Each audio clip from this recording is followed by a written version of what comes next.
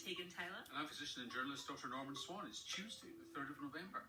And Norman, this past week or so in Australia has been very nice. It took me a while to figure out what people were talking about when they talked about donut days, because I'm a bit thick. I thought they were just celebrating by eating a donut, but no, it's because the donut is like a zero, and it's for cases where there's been zero spread or zero new cases or zero deaths, depending on what metric you're looking at. You need to get out more, Tegan.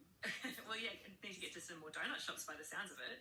But it is really great to see that sort of happening in Australia. But I suppose as case numbers get super low, which is a cause for celebration, it's also a potential risk that we start to get complacent. Absolutely. Too many donuts, your saturated fat, your cholesterol is going to go up, your abdomen is dangerous for so many reasons. Your waist circumference is going to expand. But there are COVID implications of donut days. And the implication here is that we forget what it was like when COVID was around in with a higher prevalence. And we are constantly importing coronavirus to Australia.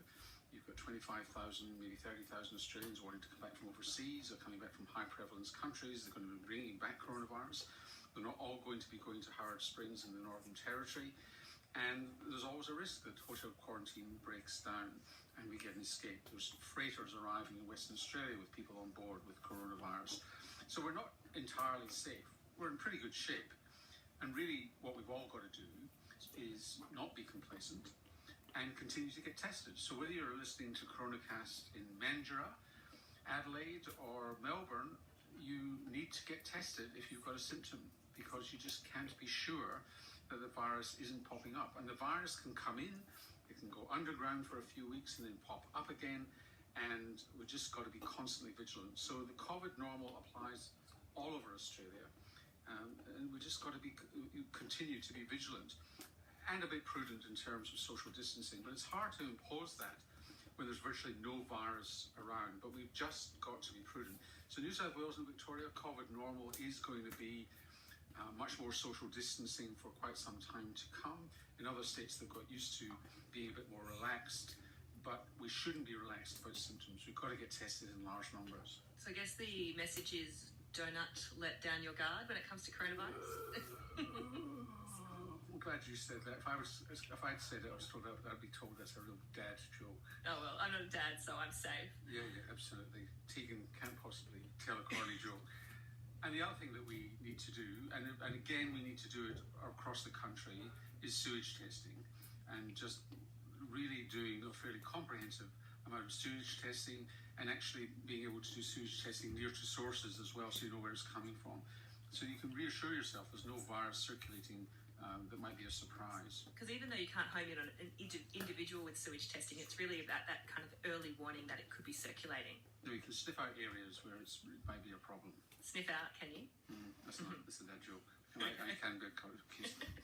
So on the things that we should be doing to keep ourselves safe, we've got some questions about masks. And Joe's asking about public transport. Joe's saying most public transport these days is enclosed. They're imagining it doesn't have good airflow. How safe is it to travel within the city on buses, trains or light rail? Joe's saying they've been feeling quite safe in rural isolation, but heading to Sydney in a few weeks and feeling a little worried. Well, it's pretty safe because there's not a lot of virus around. But you're right, Joe, that public transport, enclosed areas like that, are a potential risk. But if you wear a mask, then you are to some extent protecting yourself, but you're also protecting others. And the problem for New South Wales is that they're not mandating masks in public transport, which I believe they should. And then you can get over social distancing on the trains and the buses and so on, and actually cram them a bit more, make them a little bit more crowded. Because if everybody's wearing a mask, the risk is really pretty low. So I think that you are hampered a little bit by public policy, which is not insisting on masks. But the risk is low anywhere, and I'm using public transport and I wear masks. So we've got a couple of new pieces of research that have come out quite recently about masks, and one of them is about how mask mandates really do have quite a marked effect. Yeah, this is a really interesting study using real life as an experiment in various counties in the Midwest in over 12 weeks, where they could do a before and after study in two of 5 county area. So in other words, they mandated masks in 2 out of 5 counties. So it was like a controlled trial, even though it wasn't deliberately designed as such. And what they showed in brief was that in the counties, this was in St. Louis, there was about a 30% reduction in the growth COVID-19 over, I think, the first 3 weeks. Then after that, the reduction increased to about 42%. So a very significant and very fast reduction in the growth rate. There was no COVID spread, but the growth rate was much lower. So they flattened the curve more successfully in the counties that implemented it. So it does work. And this is a preprint study. It hasn't been peer-reviewed or published in a journal yet, but it gels with other studies that have come out. I've seen similar data out of Kansas, same sort of story where some counties have mask mandates and others don't, and there's a really clear divide between the growth rate in those places with masks versus the ones without. Yep.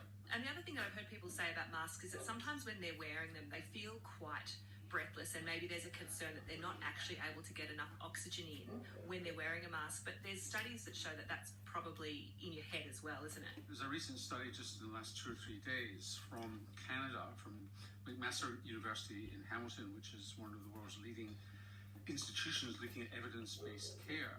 And what they looked at was oxygen saturation, in other words, how good your oxygen levels were in older people, that's people over 65, putting on the masks. And they were healthy older people, so they didn't have heart or respiratory problems.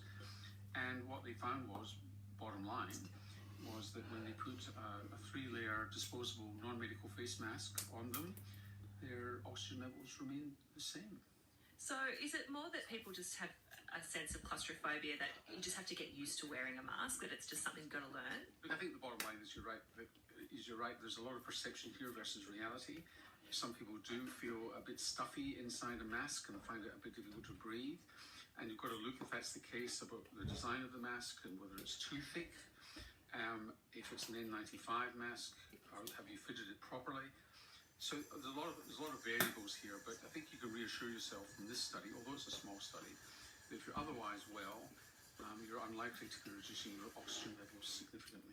So just staying in North America for a moment, as you may have heard, Norman, Donald Trump, the President of the United States, had coronavirus recently.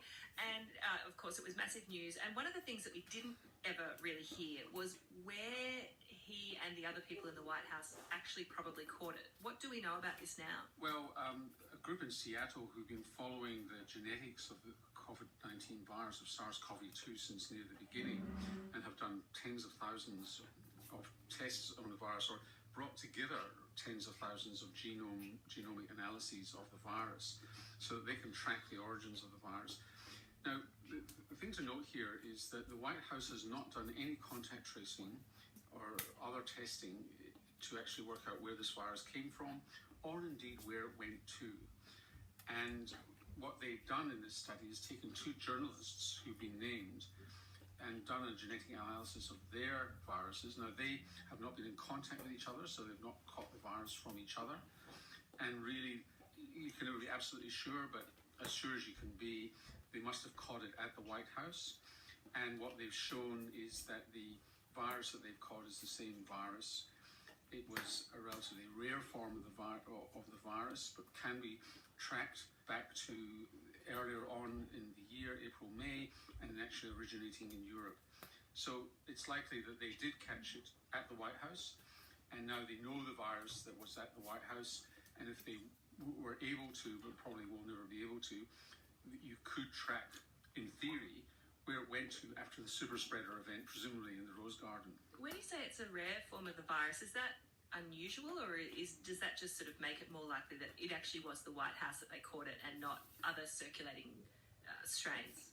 Yeah, there's nothing special about the virus apart from the fact that there haven't been many variants of that virus found. Interesting. I guess we'll probably never know. We'll never know.